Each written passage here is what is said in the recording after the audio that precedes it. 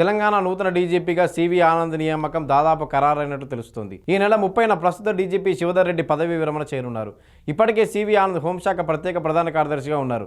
తాజాగా ఆ స్థానంలో శిఖా గోయల్ను నియమిస్తూ రాష్ట్ర ప్రభుత్వం ఉత్తర్వులు ఇచ్చింది. తెలంగాణలో 7 సీనియర్ ఐపీఎస్లను బదిలీ చేశారు. హోంశాఖ ముఖ్య కార్యదర్శిగా శిఖా గోయల్, విజిలెన్స్ డీజీగా డిఎస్ చౌహాన్, మల్టీ జోన్ 2 ఐజీగా షానవాజ్ కాసిం నియమితులయ్యారు. షానవాజ్ కాసింకు పోలీస్ పర్సనల్ ఐజీగా అదనపు బాధ్యతలు అప్పగించారు.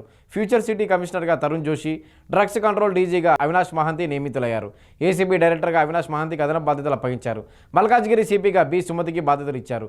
ఐజీ కార్తికేయకు ఎస్ఐబి ఐజీగా అదనపు బాధ్యతలు అప్పగించారు. తెలంగాణ పోలీస్ శాఖలో కీలక మార్పులకు వేదిక సిద్ధమవుతోంది. రాష్ట్ర డీజీపీ పదవిలో మార్పు నేపథ్యంలో ఉన్నత స్థాయి చర్చలు వేగం పుంజుకున్నాయి. ప్రస్తుత డీజీపీ పదవి విరమణ సమీపిస్తుండటంతో ఆయన స్థానాన్ని భర్తీ చేసే ప్రక్రియను ప్రభుత్వం దాదాపుగా పూర్తి చేసినట్లు అధికార వర్గాల్లో సమాచారం వినిపిస్తోంది. ఈ క్రమంలో సీనియర్ ఐపీఎస్ అధికారి సివి ఆనంద్ పేరు ప్రధానంగా ముందుకు రావడం విశేషం.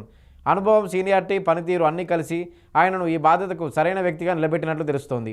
ప్రస్తుతం డీజీపీగా ఉన్న శివధర్ రెడ్డి ఈ నెలాఖరుతో సేవలను ముగించనుండడంతో ముందుగానే కొత్త నియామకంపై స్పష్టత తీసుకురావాలని ప్రభుత్వం భావించినట్లు తెలుస్తోంది.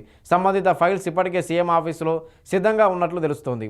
సీనియారిటీ పరంగా అగ్రస్థానంలో ఉన్న సివి ఆనంద్ హైదరాబాద్ పోలీస్ కమిషనర్గా, అవినీతి నిరోధక శాఖ డైరెక్టర్గా ఆయన చేసిన సేవలు మంచి గుర్తింపు తెచ్చాయి.